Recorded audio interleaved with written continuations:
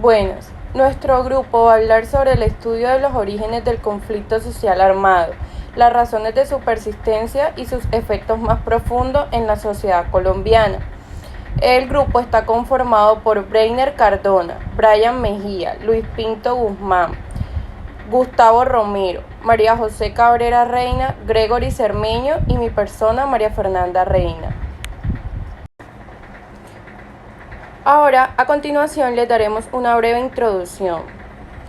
Tenemos conocimiento que en nuestro país ha sembrado precedentes en cuanto a transiciones políticas, económicas y sociales, en el que en medio de ese proceso se han desarrollado distintos episodios violentos, como resultados de las diferentes opiniones, pensares y de la acción por parte del Estado a favor de sus intereses excluyentes, que se basan básicamente en decisiones en las que no todos se encuentran a favor, convirtiéndose así en un juego de intereses. A modo de comprensión sobre lo que son los orígenes del conflicto social armado en Colombia, desde un punto de vista y como primera medida social, agrario y por supuesto político y económico con el tema de la tierra.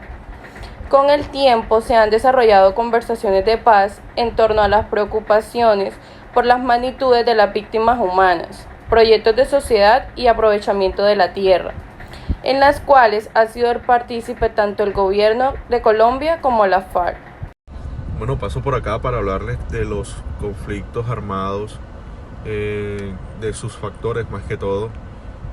Bueno, principalmente nos hemos dado cuenta que la persistencia de estos grupos es gracias a que tienen un apoyo.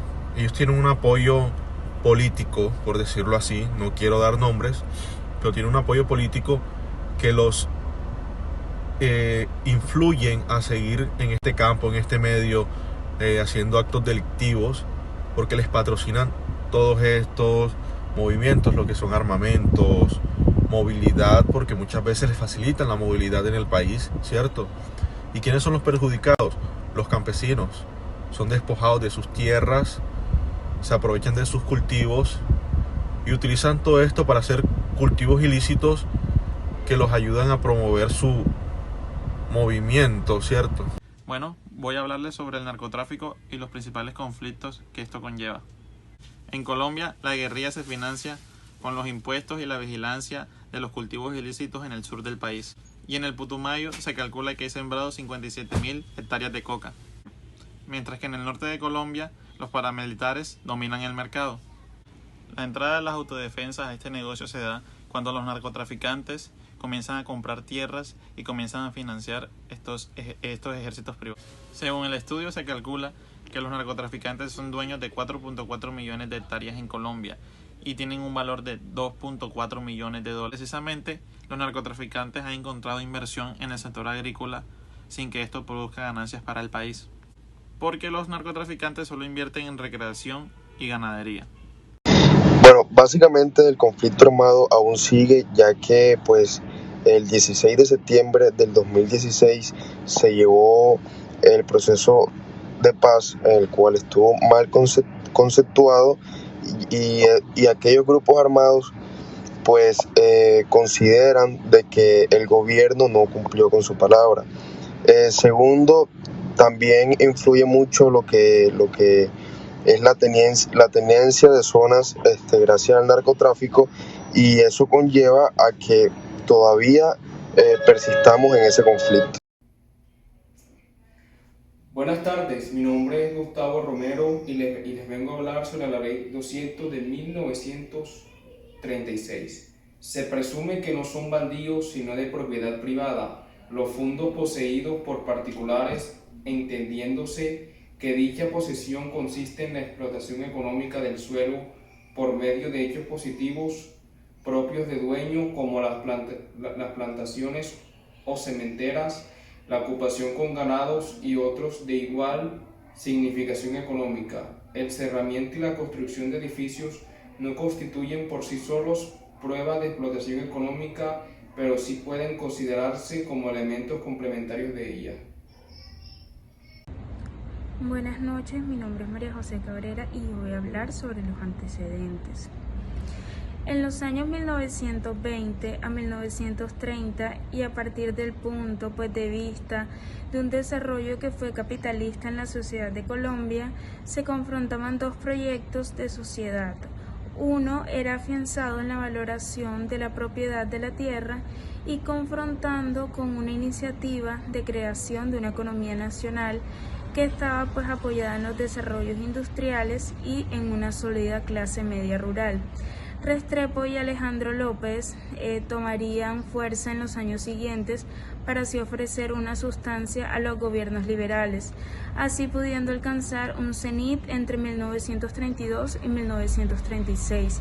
En los debates sobre las propuestas alrededor de lo que podría ser la Ley 200 de 1936, pues con la expedición de la Ley 100 de 44 se recuperó formas arcaicas de trabajo en las haciendas. En adelante, la historia del país pasó a un declive de las formas liberales a un régimen más regresivo en el cual gradualmente se generalizaban las masacres y en particular contra los gaitanistas, que denunciaría Jorge Eliezer Gaitán, las cuales tomarán incluso su vida y abrieron la vía a la guerra civil.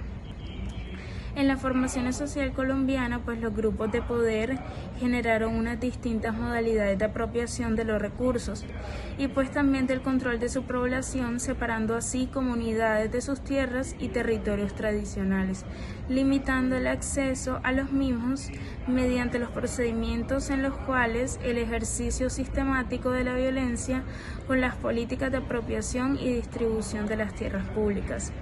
En 1933, el gobierno del presidente Olaya inició el trámite de un proyecto de la ley encaminada a resolver los problemas de las tierras, en consecuencia dinámicas agrarias que habían incidido en la derrota conservadora, en las cuales establecían la prescripción adquisitiva para que hubiese cultivado un predio privado por 5 años, contenidos en los cuales el proyecto de ley se orientaba de manera inequívoca a favor de los colonos en la perspectiva de introducción reformas agrarias.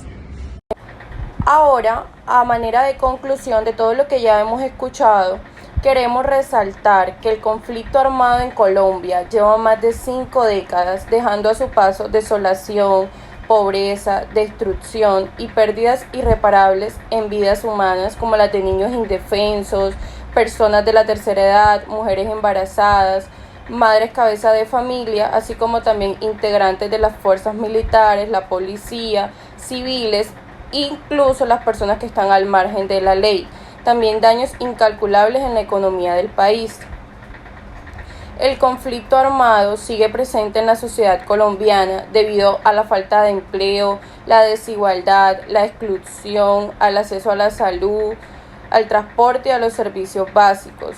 Por lo tanto, las regiones de Colombia que han sido afectadas siguen expuestas a actos de violencia recurrentes como secuestros, reclutamientos forzados, homicidios, entre otras.